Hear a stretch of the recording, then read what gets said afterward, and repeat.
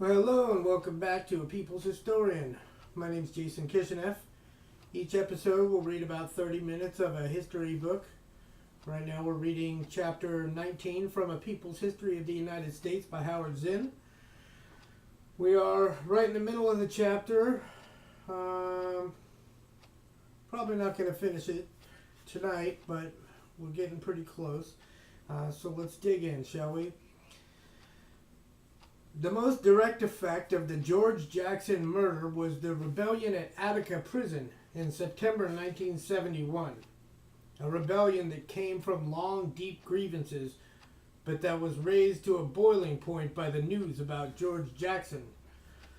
Attica was surrounded by a 30-foot wall, 2 feet thick, with 14 gun towers.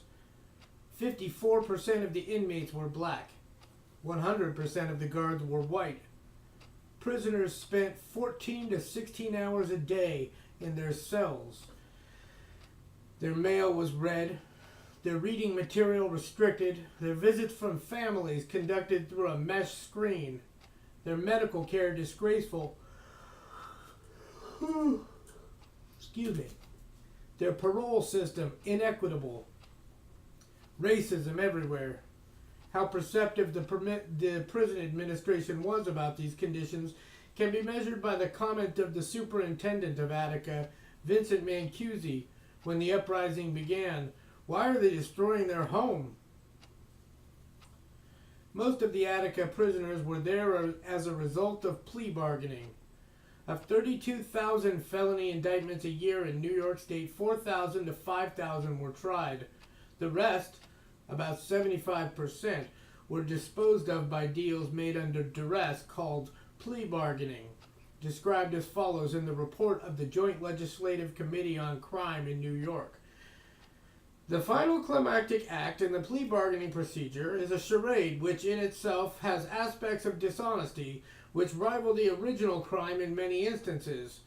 The accused is made to assert publicly his guilt on a specific crime which in many cases he has not committed. In some cases he pleads guilty to a non-existing crime. He must further indicate that he is entering into his plea freely, and that he is not doing so because of any promises made to him. In plea bargaining, the accused pleads guilty whether he is or not, and saves the state the trouble of a trial in return for the promise of a less severe punishment.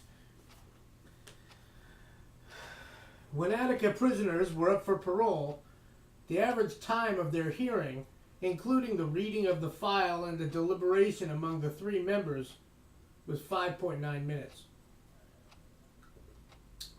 Then the decision was handed out with no explanations. The official report on the Attica uprising tells how an inmate instructed sociology class there became a forum for ideas about change.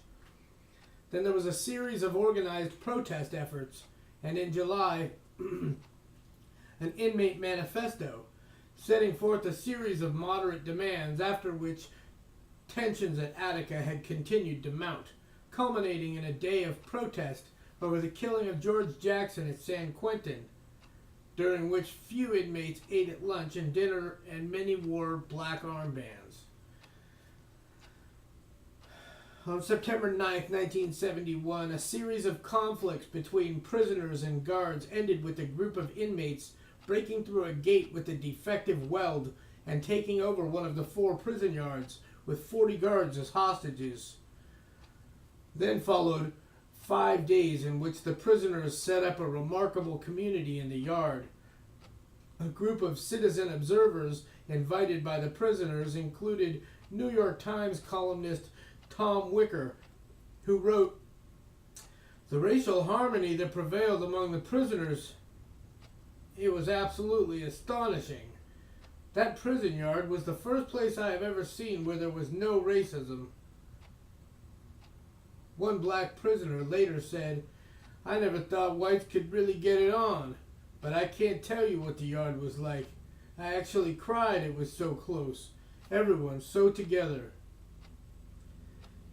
After 5 days, the state lost patience. Governor Nelson Rockefeller approved a military attack on the prison. National Guardsmen, prison guards, and local police went in with full automatic rifles. I'm not sure where I got the word full. Carbines and submachine guns in a full-scale assault on the prisoners. I soon knew I saw the word full. Let's do that. Let's start again. National Guardsmen, prison guards, and local police went in with automatic rifles, carbines, and submachine guns in a full-scale assault on the prisoners who had no firearms. 31 prisoners were killed. The first stories given the press by prison authorities said that 9 guards held hostage had their throats slashed by the prisoners during the attack. The official autopsies almost immediately showed this to be false. The 9 guards died in the same hail of bullets that killed the prisoners. The effects of Attica are hard to measure. 2 months after the revolt at Attica, men at Norfolk Prison in Massachusetts began to organize. On November 8, 1971, armed guards and state troopers, in a surprise raid, moved into the cells at Norfolk, pulled out 16 men, and shipped them out. A prisoner described the scene. Between 1 and 2 last night, I was awakened. I'd been a light sleeper since Vietnam, and I looked out my window.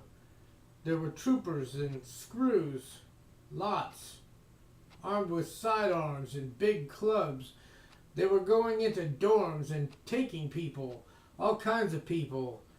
They took a friend of mine, being pulled outside in our underwear at 1:30 and bare feet by 2 troopers and a house screw, looking at those troops with guns and masks and clubs, with the moon shining off the helmets and the hate. You could see it in their faces, thinking that this is where these guys live, with the guns and the hate and the helmets and the masks, and you're trying to wake up, flashing on Kent State and Jackson and Chicago and Attica, most of all Attica.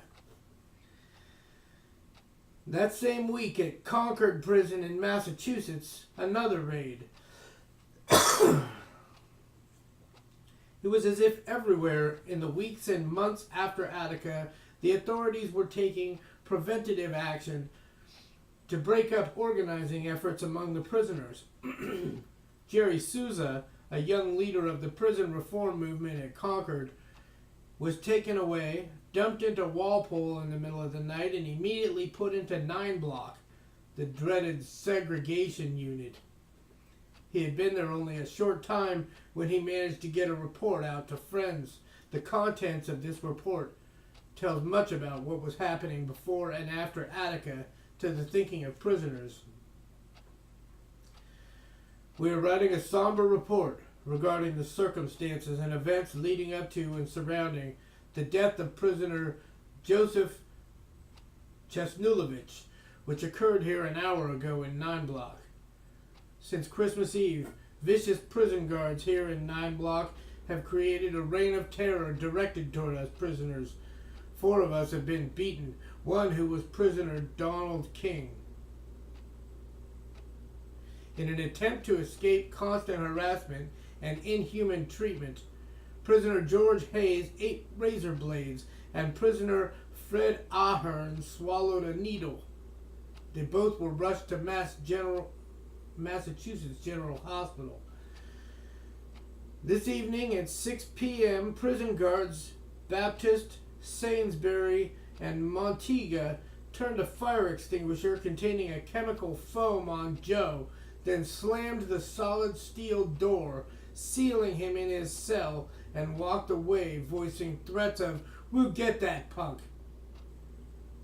At 9:25 p.m., Joe was found dead. Prison authorities, as well as news media, will label little Joe's death a suicide, but the men here in Block 9 who witnessed this murder know. But are we next?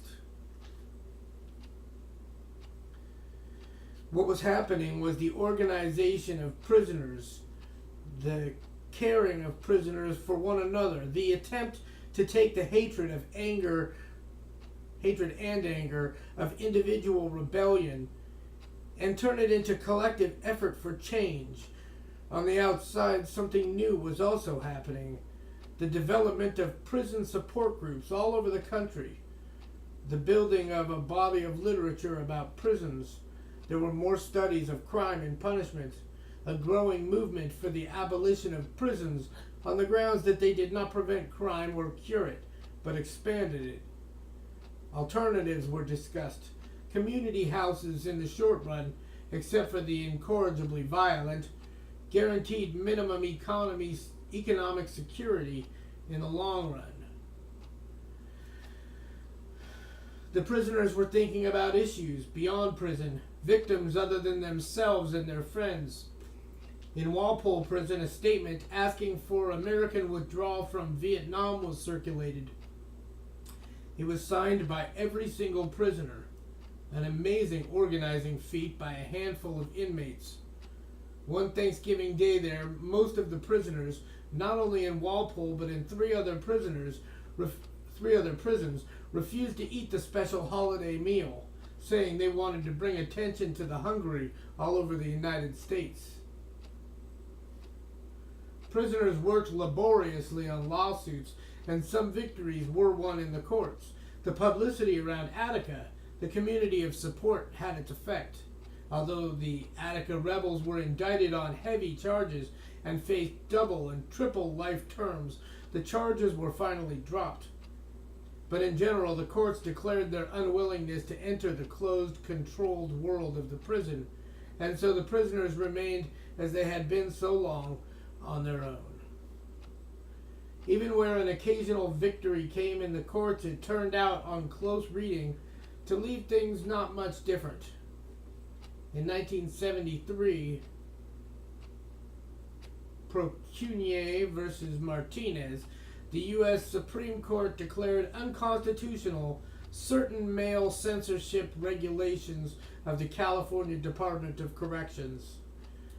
But when one looked closely, the decision, with all of its proud language about First Amendment liberties, said, "We hold that censorship of prison male is justified if the following criteria are met." When the censorship could be said to further an important or substantial government interest, or where it was in the substantial government interests of security, order, and rehabilitation, censorship would be allowed. In 1978, the Supreme Court ruled that the news media do not have guaranteed rights of access to jails and prisons. It ruled also that prison authorities could forbid inmates to speak to one another, assemble, or spread literature about the formation of a prisoners' union. It became clear, and prisoners seemed to know this from the start, that their condition would not be changed by law but by protest, organization, resistance, the creation of their own culture, their own literature, the building of links with people on the outside. There were more outsiders now who knew about prisons. Tens of thousands of Americans had spent time behind bars in the civil rights and anti-war movements.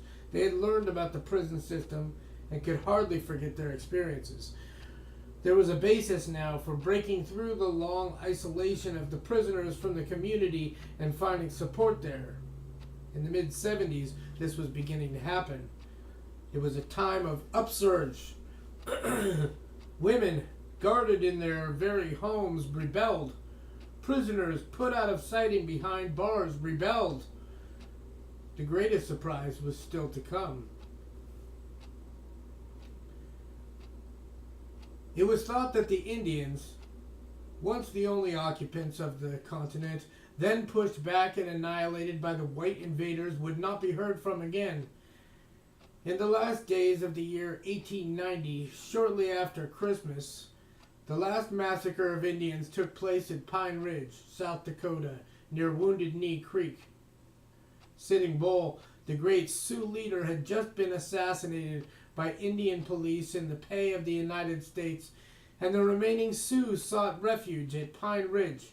120 men, 230 women and children, surrounded by U.S. cavalry with 2 Hotchkiss guns capable of hurling shells over 2 miles on a rise overlooking the camp. When the troopers ordered the Indians to turn over their weapons, one of them fired his rifle. The soldiers then let loose with their carbines, and the big guns on the hill shelled the teepees. When it was over, between 200 and 300 of the original 350 men, women, and children were dead. The 25 soldiers who died were mostly hit by their own shrapnel or bullets, since the Indians had only a few guns.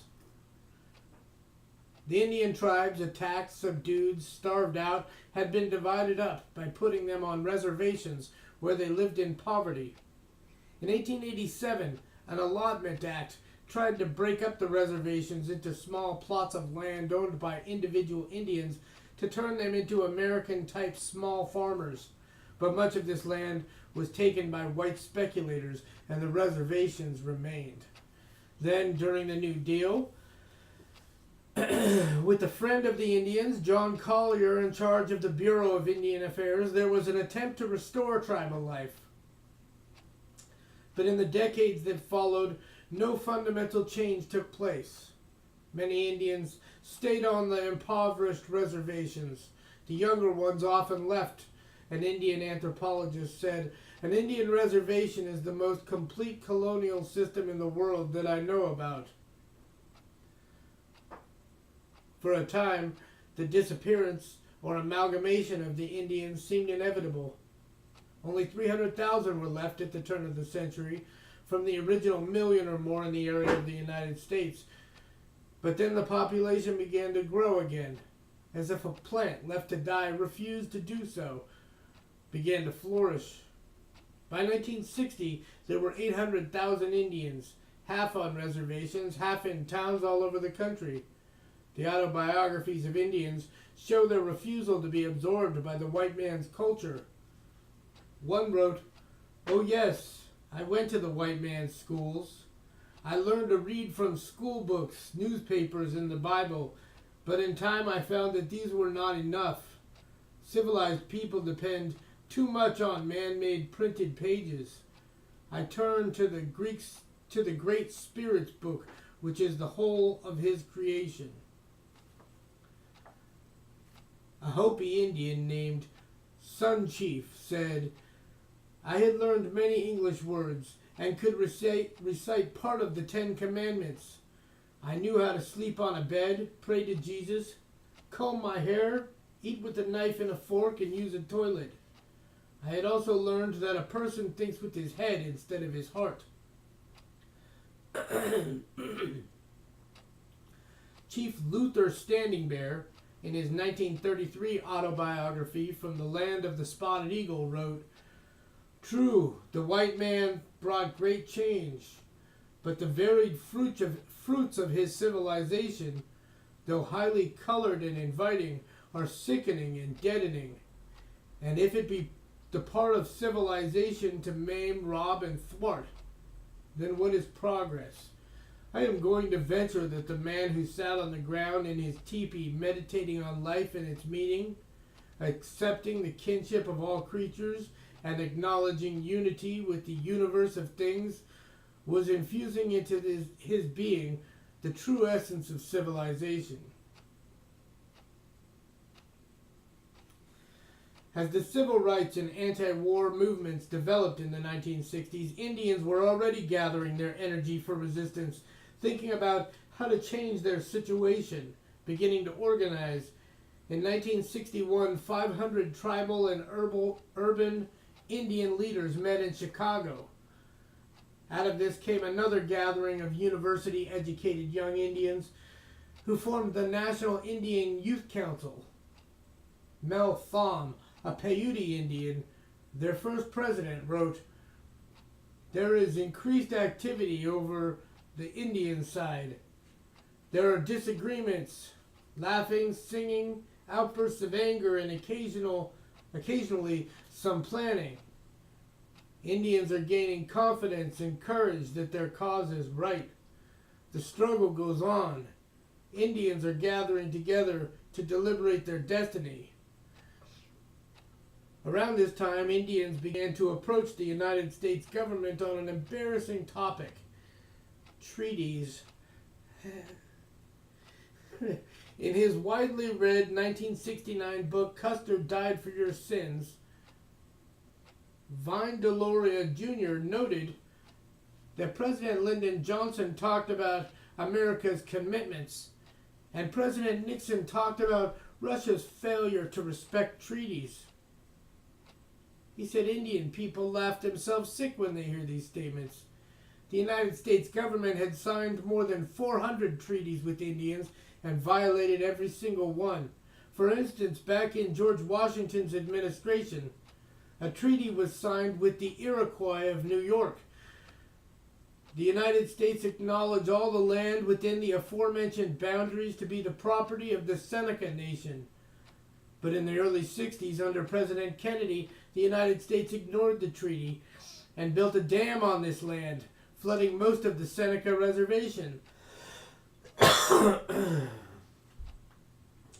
Resistance was already taking shape in various parts of the country. In the state of Washington, there was an old treaty taking land from the Indians, but leaving them fishing rights. This became unpopular as the white population grew and wanted the fishing areas exclusively for themselves. When state courts closed river areas to Indian fishermen in 1964, Indians had fish-ins on the Nisqually River in defiance of the court orders and went to jail, hoping to publicize their protest. A local judge the following year ruled that the Puyallup tribe did not exist, and its members could not fish on the river named for them, the Puyallup River. Policemen raided Indian fishing groups, destroyed boats, slashed nets, manhandled people, arrested 7 Indians. A Supreme Court ruling in 1968 confirmed Indian rights under the treaty, but said a state could regulate all fishing if it did not discriminate against Indians. The state continued to get injunctions and to arrest Indians fishing. They were doing to the Supreme Court ruling what whites in the South had done with the 14th Amendment for many years, ignoring it. Protests, raids, arrests continued into the early 70s. Some of the Indians involved in the fish-ins were veterans of the Vietnam War. One was Sid Mills, who was arrested in a fish-in at Frank's Landing on the Nisqually River in Washington on October 13, 1968. He made a statement, "I am a Yakima and Cherokee Indian, and a man. For 2 years and 4 months, I've been a soldier in the United States Army. I served in combat in Vietnam until critically wounded. I hereby renounce further obligation in service or duty to the United States Army. My first obligation now lies with the Indian people fighting for the lawful treaty to fish in usual and accustomed water of the Nisqually, Columbia, and other rivers of the Pacific Northwest, and in serving them in this fight in any way possible. My decision is influenced by the fact that we have already buried Indian fishermen returned dead from Vietnam, while Indian fishermen live here without protection and under steady attack." Just 3 years ago today, on October 13, 1965, 19 women and children were brutalized by more than 45 armed agents of the state of Washington at Frank's Landing on the Nisqually River in a vicious, unwarranted attack. Interestingly, the oldest human skeletal remains ever found in the Western Hemisphere were recently uncovered on the banks of the Columbia River, the remains of Indian fishermen. What kind of government or society would spend millions of dollars to pick upon our bones, restore our ancestral life patterns, and protect our ancient remains from damage, while at the same time eating upon the flesh of our living people? We will fight for our rights. Excuse me. Indians fought back not only with physical resistance, but also with the artifacts of white culture. Books, words, newspapers. In 1968, members of the Mohawk Nation at Akwesasne on the St. Lawrence River St. Lawrence River between the United States and Canada began a remarkable newspaper, Akwesasne Notes, with news, editorials, poetry, all flaming with the spirit of defiance, mixed in with all that was an irrepressible humor. Vine Deloria wrote, "Every now and then I am impressed with the thinking of the non-Indian. I was in Cleveland last year and got to talking with the non-Indian about American history. He said that he was really sorry about what had happened to Indians, but that there was a good reason for it. The continent had to be developed, and he felt that Indians had stood in the way and thus had to be removed. After all, he remarked, what did you do with the land when you had it? What did you do with the land when you had it? I didn't understand him until later when I discovered that the Cuyahoga River running through Cleveland is inflammable." Inflammable? So many combustible pollutants are dumped into the river that the inhabitants have to take special precautions during the summer to avoid setting it on fire. After reviewing the argument of my non-Indian friend, I decided that he was probably correct. Whites had made better use of the land. How many Indians could have thought of creating an inflammable river?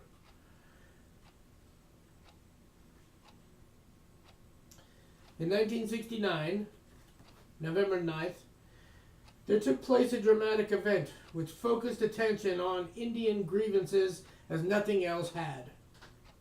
It burst through the invisibility of previous local Indian protests and declared to the entire world that the Indians still lived and would fight for their rights.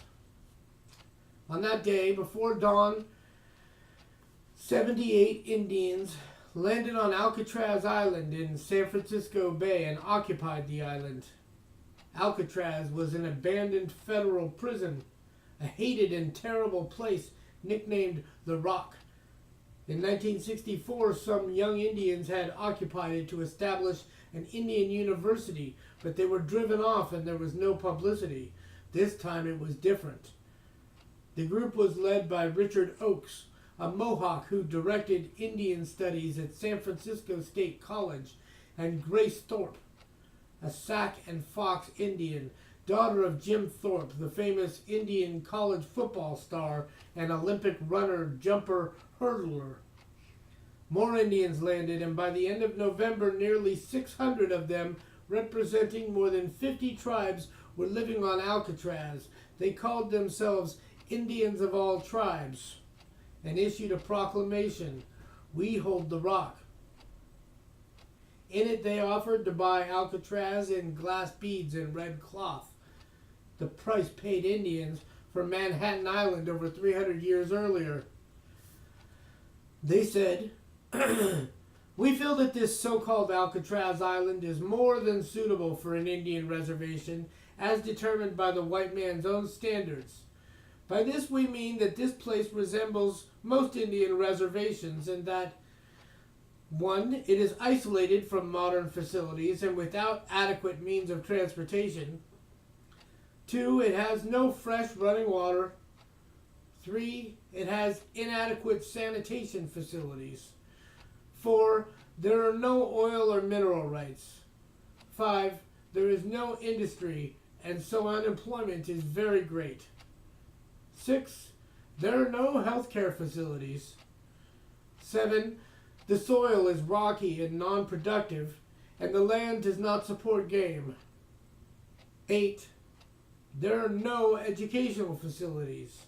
9. The population has always exceeded the land base. 10. The population has always been held as prisoners and dependent upon others." They announced they would make the island a center for Native American studies for ecology. "We will work to depollute the air and waters of the Bay Area, restore fish and animal life." In the months that followed, the government cut off telephones, electricity, and water to Alcatraz Island. Many of the Indians had to leave, but others insisted on staying. A year later, they were still there, and they sent out a message to our brothers and sisters of all races and tongues upon our Mother Earth, upon our Earth Mother. We are still holding the island of Alcatraz in the true names of freedom, justice, and equality, because you, our brothers and sisters of this earth, have lent support to our just cause. We reach out our hands and hearts and send spirit message to each and every one of you. We hold the rock.